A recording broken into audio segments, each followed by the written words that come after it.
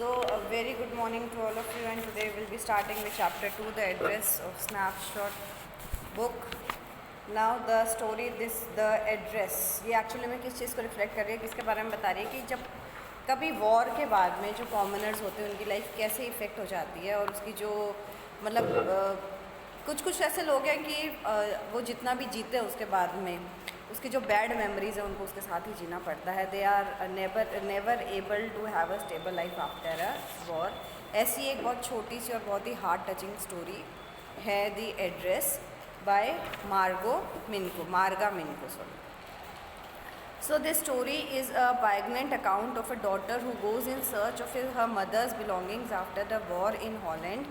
When she finds them, the objects evoke memories of her earlier life. However, she decides to leave them all behind and resolves to move on. कि किस तरह से एक बेटी जो है एक युद्ध ख़त्म होने के बाद में अपनी मदर की मेमोरीज़ को लेने के लिए जाती है, उनके सामान को लेने के लिए जाती है, उसको कैसे बहुत सारी बातें जो है पहले की याद आ जाती है, और किस तरह से फाइनली वो ये डिसाइड करती है कि वो ये सब नहीं लेगी और वो अब पुरानी बातों को छोड़कर और आगे बढ़ने का संकल्प लेती है. So now we start with the story. Do you still know me? I asked. The woman looked at me searchingly. She had opened the door chink. I came closer and stood on the step. No, I don't know. I am Mrs. S. daughter. She held her hand on the door as though she wanted to prevent it opening any further. Her face gave absolutely no sign of recognition. She kept staring at me in silence. ठीक है, अब जो भी वो लड़की है उसने कोई डोर नॉक किया है और वो वहाँ पे जाके पूछ रही है कि आप मुझे पहचानते हो. तो जो सामने वाली लेडी है उसने आधा डोर खोला है एंड मतलब कि उसके जो फेस है उसको देख के पता चल रहा है कि शी इज़ नॉट रिकग्नाइजिंग हर. और फिर वो बोल रही है कि मैं मिसेस एस की बेटी हूँ. और वो कह रही है, वो लेडी जो है वो अपने दरवाजे को ऐसे पकड़ के खड़ी है जैसे कि वो प्रिवेंट करना चाहती है मुझे कि मैं अंदर ना चली जाऊँ, मैं अंदर ना आ जाऊँ. ठीक है, और उसको एकदम वो बिना कोई जवाब दिए उसको एकदम साइलेंटली उसको स्टेयर कर रही है, उसको एकदम घूरे जा रही है. Perhaps I was mistaken, I thought. Perhaps it isn't her. I had seen her only once, fleetingly, that was years ago. It was most probable that I had rung the wrong bell. The woman let go of the door and stepped to the side. She was wearing my mother's green knitted cardigan. The wooden buttons were rather pale from washing, she saw, and I was looking at the cardigan and half hid herself again behind the door, but I knew now that I was right. अब एक बार के लिए उसको लगा कि मैंने कोई गलत दरवाज़ा नॉक कर दिया, क्योंकि उसने उस लेडी को वो लाइफ में एक बार ही मिली थी और वो भी बहुत पहले. तो शायद उसको लगा कि उसने कोई गलत घर का दरवाज़ा नॉक कर दिया. लेकिन वो औरत थोड़ा सा अपने दरवाजे से आगे आई तो उसने एक ग्रीन कलर का कार्डिगन पहन रखा था. और जो ऑथर है वो रियलाइज़ करते हैं कि वो ये जो कार्डिगन है उसकी मदर का था, और बहुत धोने की वजह से उसके जो बटन्स हैं वो थोड़े पेले हुए थे, येलोइश कलर के अंदर हो गए थे. और शायद उस लेडी को कहीं ना कहीं एहसास हो गया था कि ये कार्डिगन पहचान गई, तो उसने वापस अपने आप को जो है गेट के पीछे छुपा लिया. और अब जो ऑथर है शी वॉज वेरी श्योर कि she is on the right door, उससे कोई भी गलती नहीं हुई है. Well you knew my mother, I asked. Have you come? Well, you knew my mother, I asked.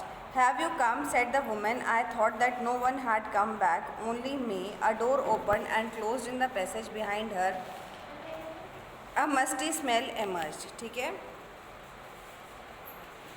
अब वो कह रही है कि अच्छा मुझे लगा आप मेरी मदर को जानते हो. तो वो कह रही है कि आप वापस आ गए. वो वुमेन कह रही है I thought that no one had come back. वो कह रही है मुझे लगा कि कोई वापस नहीं आएगा या आया है. वो कह रही है नहीं, सिर्फ मैं ही आई हूँ. अ door open and close in the passage behind her. A musty smell emerge. अब जो दरवाज़ा उसके पीछे से खुलता है और एक अजीब सी स्मेल उनके घर के अंदर आ रही है और उसने उस पैसेज को क्रॉस करना स्टार्ट कर दिया. I regret I cannot do anything for you. अब वो कह रही है कि मुझे मतलब मैं क्षमा चाहती हूँ, मैं तुम्हारे लिए कुछ भी नहीं कर सकती हूँ. I have come here specially to on the train. I wanted to talk to you for a moment. अब जो ऑथर है वो सामने उस लेडी को बोल रही है कि मैं बाय ट्रेन यहाँ पे आई हूँ और मैं थोड़ी सी देर के लिए तुमसे कुछ बात करना चाहती हूँ. It is not convenient for me now, said the women. I can't C you another time. She nodded and consciously closed the door as though no one inside the house should be disturbed. I stood where I was on the step. The curtain in the front of the bay window moved.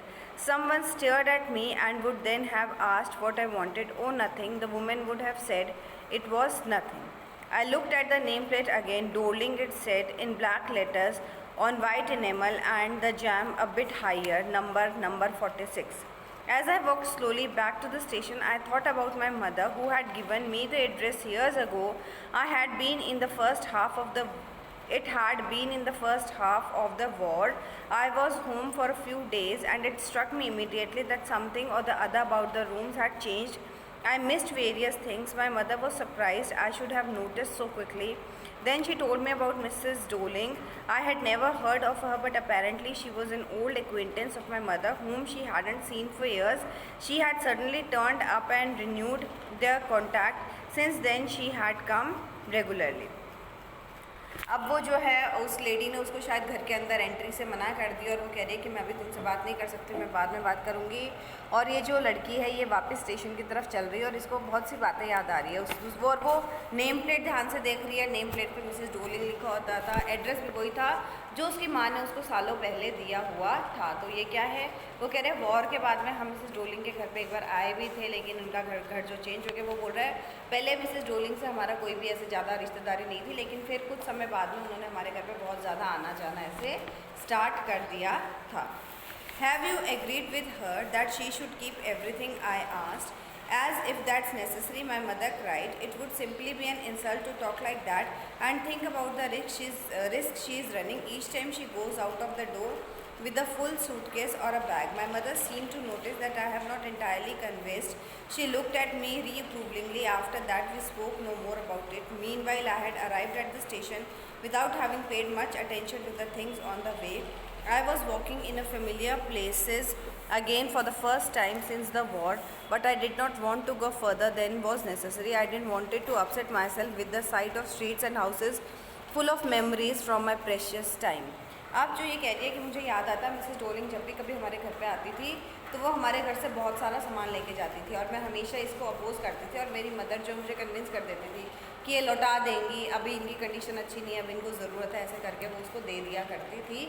और वो कह रही है वो जब भी हमारे घर से जाती थी तब हमेशा एक सूटकेस भरा हुआ वो लेकर ही जाती थी, है ना। और वो ऑथर उससे खुश नहीं होती थी और उसने अब एक दो बार अपनी मम्मी को कहा, लेकिन उसके बाद में उसके और उसकी माँ के बीच में बिल्कुल भी कोई बातचीत नहीं हुई। उसकी मम्मा को कहीं ना कहीं ऐसा था कि जब इनकी कंडीशन सुधरेगी, है ना, तो ये समझ जाओ सारा सामान है वो लौटा देगी। और यही सब सोचते सोचते जो ऑथर है वो उन गलियों के अंदर चल रही थी, है ना, जहाँ पे वो कभी बहुत पहले रहा करते थे, उसकी बचपन की यादें जुड़ी हुई थी। और फिर एक वॉर होता है जो उनको एकदम से डिस्ट्रैक्ट कर देता है और उनको अपनी जो जगह है वो छोड़नी पड़ती है। और वो बोल रहे कि मेरे में हिम्मत नहीं थी कि मैं और आगे जाऊं, क्योंकि मुझे वो बहुत प्रेशियस जो मेरी मेमोरीज़ है वो आ रही थी, है ना, और मैं उनके अंदर नहीं खोना चाहती थी। In the train back, I saw Mrs. Dolings in front of me again as I had the first time I had met her. It was morning after the day my mother had told me about her. I had got up late and coming downstairs I saw my mother about to see someone out, a woman with a broad back. There is my daughter, said my mother. She beckoned to me. The woman nodded and picked up the suitcase under the coat rack. She wore a brown coat and shapeless hat. Does she live far away? I asked, seeing the difficulty she had going out of the house with heavy case. In Macroni Street, said my mother. Number 46, remember that. अब वो कह रही है कि एक दिन अचानक वो ट्रेन में आके बैठ गई और बैठती उसको फिर वो मेमोरी आ रही है कि एक दिन जब वो फर्स्ट टाइम उससे मिली थी मिस डोलिंग से, तो कैसा था वो सुबह सुबह उठकर नीचे आई थी तो उसकी मम्मी किसी को गुड बाय कह रही थी। और जैसे ही वो आती है तो उसकी मदर उस लेडी से इसको मिलवाती है कि ये मेरी बेटी है। और वो कह रही है कि मुझे याद है उन्होंने कैसी अजीब सी हैट पहन रखी थी, ओवरकोट पहन रखा था और एक बहुत भारी सूटकेस जिसको उठा के चलने में भी उनको प्रॉब्लम हो रही थी, ऐसा उठा रखा था। और ये जो है अपनी मदर से पूछती है कि क्या ये बहुत दूर रहते हैं जो इतना सामान है इनके पास, इतना बड़ा भारी सूटकेस है। तो उसकी मम्मी ने उसको एड्रेस बताया था कि इन मैक्रोनी स्ट्रीट नंबर 86। तो वो जो एड्रेस है वो आज तक उसे याद था। I had remembered it, but I had waited a long time to go there. Initially, after the liberation, I was absolutely not interested in all that stored stuff, and naturally, I was also rather afraid of it, afraid of being confronted with things that had belonged to a connection that no longer existed, which were hidden away in the cupboards and boxes and waiting in vain until they were put back in their place again, which had endured all those years because they were things. अब वो कह रहे हैं कि मुझे और उसके बाद से मैं उनके बाद फिर वॉर हो गया और हमारा जो सारा सामान है उनके पास ही रह गया। और कह रहे हैं कि जब वॉर ख़त्म, लिबरेशन हुआ, फ्री हो गए, उसके बाद में मैंने बहुत बार सोचा कि मैं वहाँ जाऊँ, लेकिन मुझे एक डर लगता था। डर किस चीज़ का? क्योंकि जिसके साथ उन चीज़ों की यादें थी, मतलब उसकी जो मदर है वो एक्सपायर हो चुकी थी, तो वो उन यादों को दोबारा नहीं जीना चाहती थी। ऑफकोर्स उसको मतलब उन सब चीज़ों को देखते ही वो एक इमोशनल ब्रेकडाउन होना बहुत ही स्वाभाविक सा था। तो वो उससे कहीं ना कहीं डर रही थी कि उसकी जो मेमोरीज़ है वो उसको वापस, है ना, जो भी उन्होंने खोया है वो सब उसके दिमाग के अंदर वापस आ जाएगा। But gradually everything became more normal again. Bread was getting to be lighter color. There was a bed you could sleep in unthreatened, a room with a view you were more used to glancing at each day. And once I noticed, I was curious about all the possessions that must still be at the address. I wanted to see them, touch and remember. वो कह रहा है ultimately धीरे धीरे जो चीज़ें सामान्य होती रहती है। मेरे पास एक बेड भी आ गया। ऑफकोर्स अभी भी वो इतनी रिच नहीं हो पाई थी, है ना। वो कह रहा मेरे पास बेड भी आ गया था, एक रूम भी आ गया था जिससे एक अच्छा व्यू दिखता है। और क्या अचानक एक दिन मेरे अंदर आया कि मैं उन सब चीज़ों को पाऊँ जो एक्चुअली में हमारी है ना, वो चीज़ें मैं देख के आऊँ या वो ले के आऊँ वो चीज़ें। After my first visit in one of Mr Dollings house, I decided to try a second time. Now a girl about 15 open the door to me. I asked her if a mother was at home. अब एक बार तो वो जाके आ गई और उसको of course अच्छा response नहीं मिला, उसको अंदर तक भी नहीं जाने दिया करके, उसको सिर्फ कॉरिडोर से ही वापस भेज दिया गया था। तो वो बोलते हैं कि मेरे को एक सेकंड ट्राई तो करना ही चाहिए। वो दूसरी बार उसके घर जाती है और दूसरी बार एक 15 साल की लड़की जो है वो दरवाज़ा खोलती है और जो ऑथर है वो उसे पूछती है कि क्या तुम्हारी मदर घर है। तो वो कह रही है कि नहीं, मेरी मम्मी तो कोई काम करने के लिए गई है। और तो ये कह रही है कि कोई बात नहीं, मैं तुम्हारी मदर के लिए वेट कर लूँगी, I will wait for your mother. I followed the girl along the passage. An old-fashioned iron Hanukkah candle holder hung next to the mirror. When we never used it because it was much more cumbersome than a single candlestick. Would you sit down? asked the girl. She held open the door of the living room and I went inside past her. I stopped horrified. I was in a room I knew and did not know. I found myself in the midst of things I didn't want to see again, but which oppressed me in strange atmosphere, or because of the tasteless way everything was arranged, because of the ugly furniture or the muggy smell that hung there, I don't know. But I scarcely dared to look around. The girl moved the chair. I sat down and stared at the wooden tablecloth. I rubbed it. My fingers grew warm by rubbing. I followed the lines of the pattern. Somewhere on the edge there should be a burn mark, and that had never been repaired. अब वो कह रही है, वो उस लड़की के पीछे उनके घर में जाती है तो सबसे पहले उसको एक अपना कैंडल होल्डर दिख जाता है जो बहुत बड़ा होता है. वो बोलती है क्योंकि वो बहुत स्पेस ऑक्यूपाई करता था इसलिए हमने कभी उसको यूज़ ही नहीं किया था, वो उनके घर में टंगा हुआ था. फिर वो लिविंग रूम में जाती है तो जाते ही वो बहुत अप्रेस्ड फील करती है क्योंकि वहाँ पे उसे क्या कुछ दिख रहा है, उन्हें वो सब दिख रहा है ना, जो उसकी मदर इतने प्यार से उन्होंने संजोया था. और उन्होंने वहाँ पे बहुत ही होता है ना, एक प्रॉपर फर्निश्ड घर नहीं होता है, हर कुछ जहाँ मनाया वहीं रख दिया. और बहुत ही फाउल स्मेल होती है, जो लोग साफ़ सफाई का ध्यान नहीं रखते उनके घर में गंदी सी स्मेल आती है.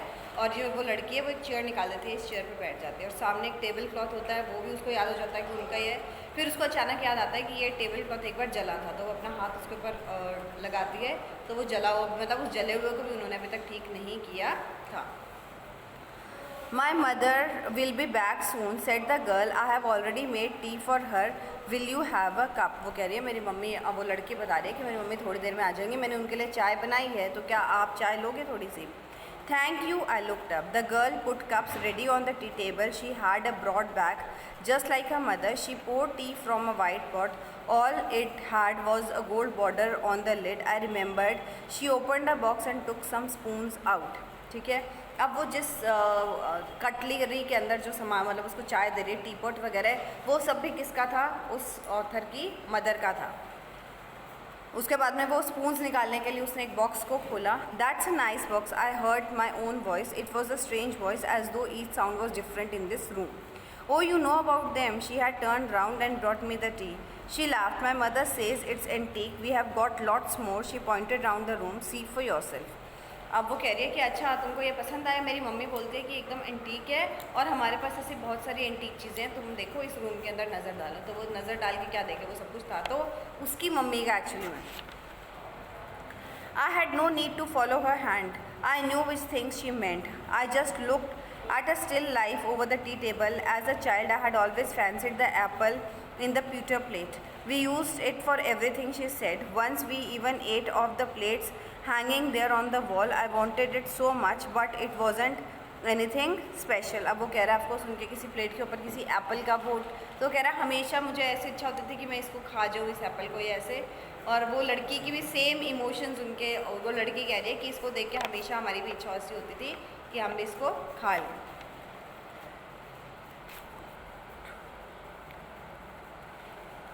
I had found the burn mark on the tablecloth. The girl looked questioningly at me. Yes, I said, you get so used to touching all these lovely things in the house, you hardly look at them anymore.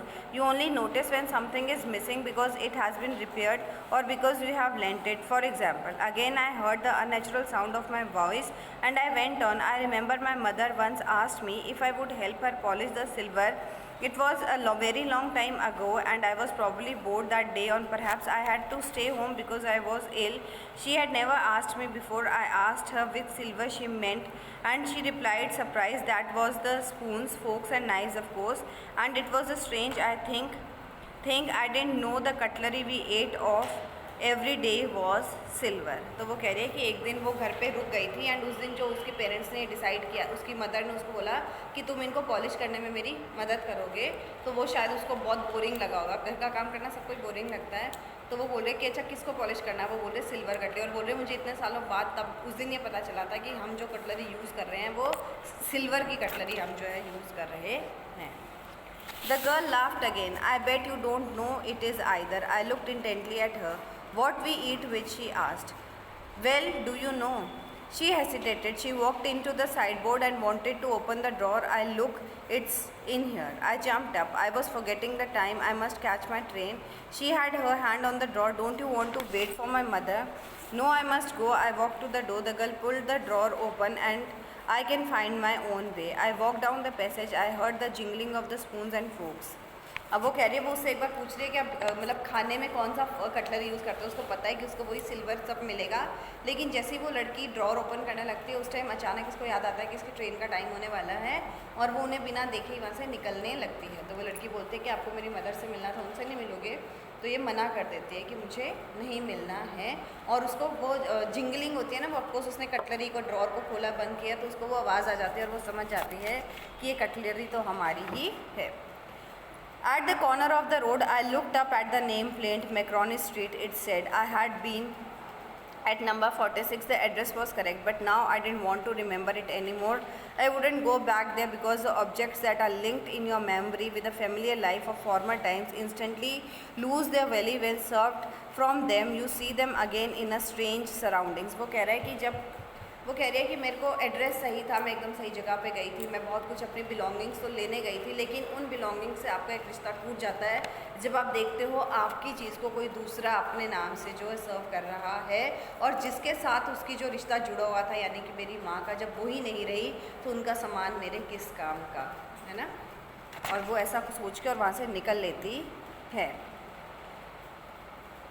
I wouldn't go back there because the objects that are linked in your memory that are linked in your memory with familiar life of former times instantly lose their value when served from them. You see them again in a strange surroundings, and what should I have done with them in a small rented room where the shreds of blackout paper still hung along the windows and no more a handful of cutlery fitted in a narrow table drawer? I resolved to forget the address of all the things I had to forget. That would be the easiest. वो कह रही है, और मैं मतलब इतनी precious चीज़ों को मेरे किराए के कमरे में कहाँ लाऊँ, है ना, जहाँ पे जो विंडो पेन्स है वही उतरे हैं, उनके ही कागज़ जो है वो लटक रहे हैं, तो मैं इतनी प्रेशियस कटलरी को कहाँ से लाऊँ, क्या करूँ उसका। और सबसे आसान काम है कि मैं इन सब चीज़ों को भूल जाऊँ, मैं भूल जाऊँ कि कभी ये सब चीज़ें हमारे बिलोंग भी करती थी, हम इन सब चीज़ों के हो भी थे। एक्चुअली में जो एक होता है ना पोस्ट वॉर जो कंडीशन है, एक बहुत ही अजीबोगरीब life when you have to leave everything of your own and so in hard times you have to survive, उसके ऊपर ये एक स्टोरी एक्चुअली में एक एक्सट्रैक्ट दिया है एक पूरी स्टोरी के अंदर से, तो मतलब कहीं पे हमें रिलेट करनी पड़ती है इसके अंदर चीज़ें। So I hope all of you understood the chapter. If you have any questions you can ask.